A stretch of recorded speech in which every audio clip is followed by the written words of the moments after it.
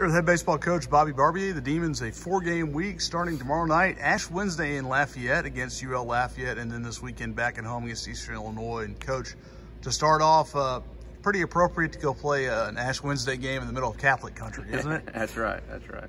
But you guys have a UL Lafayette team that you're familiar with, and you're probably even more familiar with their head coach, Matt Deggs, his first year there. Spent the last 5 years coaching at Sam Houston, a former Demon assistant going back to the Dave Van Horn days. Yeah, no, it's exciting to go down there and play. They got a great facility. I mean, they got a great place.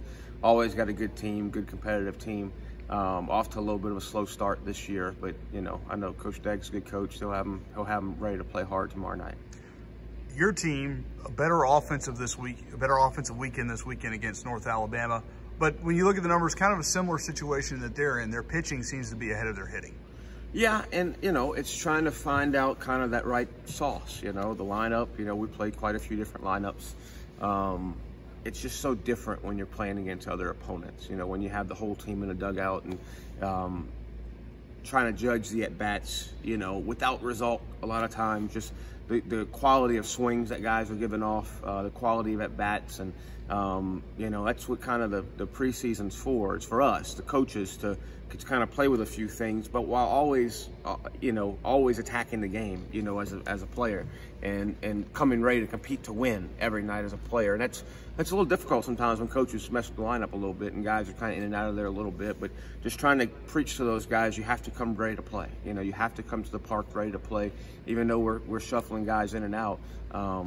You know, we're getting close to kind of figuring out what we think that's going to be as we move forward. But it's a process getting there. 7 straight games at home to open, which I know you won't trade for anything. It's great to open here, a great couple of weekends in terms of crowds. Your first test going on the road, when you have this first game on the road, what do you look for maybe a little differently than at home? Well, hopefully nothing changes. I mean, the bases are still 90 feet, you know. It's the little things. It's how the bus ride down, you know. It's you know, you know me. I'm not a guy that we don't need to be quiet and we don't do all that stuff, you know. But it's how when we get off that bus, the level of focus we have on a road game, and to win on the road, you gotta, you know, and we'll talk about this as a team. You gotta have a little dog in you to win on the road. I mean, you gotta go take it, and that's different than defending. You know, it's just different than defending at home. It's going in and taking something, and that's the mentality these guys have to have. It's just that fighter mentality of going in and competing against whatever they decide to throw at us that day. You know, these midweek games, sometimes we play them with one starter and like a normal game, and sometimes we play them kind of like we're going to play them and running out a bunch of different pitchers. You know, a bunch of guys that need to pitch, you know, that need to get ready to pitch for us later in the year. So it'll be a good test for us. Then you get a chance to come home, be back at home again for the weekend as you have the first 2 weekends, and you'll face an Eastern Illinois team that people may look at and say it's Eastern Illinois, it's a northern team, they're coming down south, but they're going to bring a guy on Friday night that's going to match up with your guy on Friday night, Logan Hoffman, who has been tremendous his first 2 starts.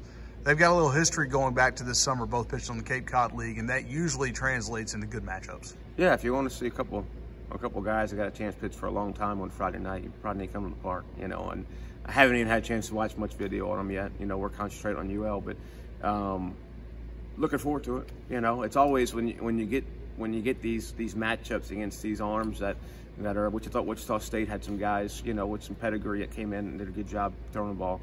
It's you know, guys sleep a little better, a little tougher that night. You know, guys they get a little amped up, you know, facing guys, and it's always nice knowing you got one of those guys too, you know, that they get to compete against them. So it should be, I'm sure they'll be a good team. You know, we haven't gotten into them a whole lot yet with the midweek game, but they'll be competitive. They'll be good. They'll come out and play hard like anybody when their guys going on Friday night, especially. You know, so it'll be a good test. From a hitter standpoint, because you faced some of those guys when you played, Mike Pelfrey at Wichita State was one. Did maybe not your approach, but your preparation, did it seem to lock you in more when you knew you had a quote-unquote guy out there facing you? Well, I mean, unfortunately, yes, because we should be that way all the time, right? I think what you need to do against every pitcher, but especially those guys, you need to try to take away the thing that he wants to do best. And sometimes that thing's just really good, and it's hard to take it away from him. But we have preached that for the last 2 weeks about we want to make the pitcher change and prove he can do something other than what he's comfortable doing.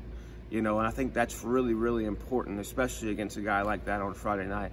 And now if we take away his really good fastball, or we show him that we're going to be on time with it early in the game, and he starts throwing 88-mile-an-hour sliders, it's going to be hard. You really got to fight that night, you know, if he starts throwing, and that's why those guys make a lot of money to play baseball, you know. So I think that's the big part, whether it's him or whether it's the guy we face tomorrow at UL. I think it's just, you got to find a way to make that pitcher uncomfortable and make him change the page of what he wants to do.